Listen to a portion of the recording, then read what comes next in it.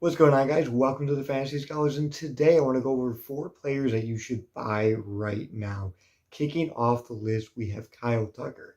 Now, Kyle Tucker has struggled quite a bit, but there was a lot of hype with him going into the season, and he's just not been able to put it together. But there are some encouraging signs that kind of point to why I think you guys should buy him now. He still is going to be a very, very good player, in my opinion. He's super young, only 24 years old. He's got great power and great speed. His average is never really going to be anything exciting. I'm thinking like 255, 260, but he still has that power and speed that will make him a really, really good fantasy option. So right now he's hitting 185 with 5 home runs and 2 stolen bases, which is not good to see from a guy that you probably took in like the second or third round. But here are some good signs that I kind of like about Kyle Tucker. So he's only has an 18% strikeout rate this season. He has a 45.3% hard hit rate. So he is hitting the ball pretty hard, and he's not striking out that much, which I really like to see. And last week he did hit to 27 with a home run and a stolen base. So that was more like the Kyle Tucker we do want to see. And I believe he will still be a very, very good player. And right now, a lot of people are really down on him, where you can go make a trade for Kyle Tucker right now. They are frustrated. They're like, is this guy really going to be legit? And you can just look at this top prospect and say, like, we can get him for a bargain. You can probably get a really, really nice trade for him. You can just get rid of guys that are just kind of like, I don't know, they have some value, but Kyle Tucker in the long run is going to be a better option. So I definitely look to buy him right now.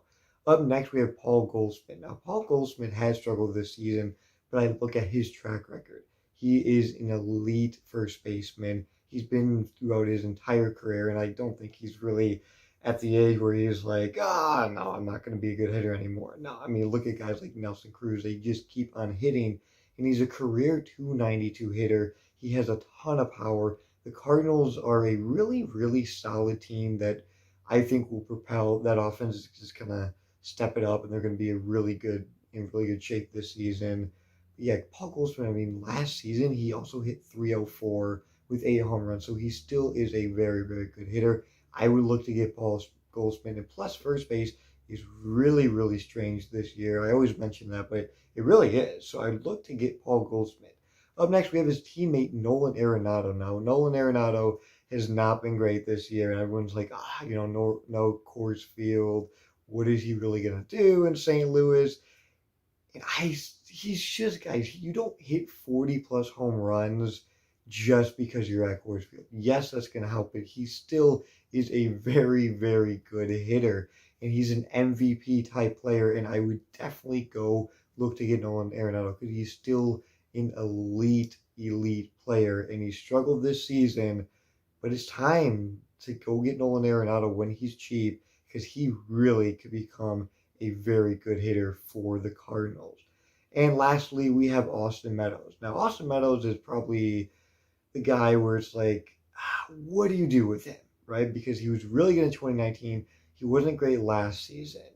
But I look at 2019, he hit 33 home runs. He hit, 291. So, like, he still has that talent. He's only 25 years old.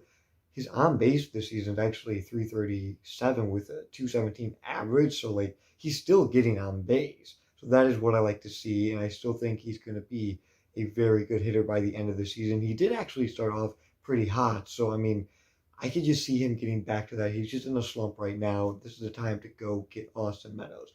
Thank you all for watching. More videos on the way.